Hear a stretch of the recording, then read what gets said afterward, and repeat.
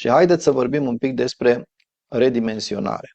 Redimensionarea, dacă o facem pe mașina de brodat, deci mașinile de brodat au posibilitatea să redimensioneze modelele.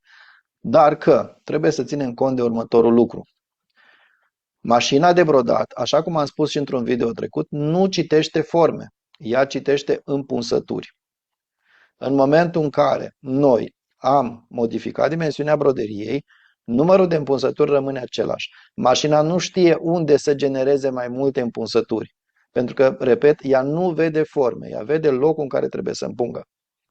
Pentru asta putem să ne folosim de niște softuri. Dar până acolo, ce se întâmplă dacă mărim și micșorăm modelul din mașina de brodat, având același număr de împunsături? Dacă îl mărim, broderia o să fie rară.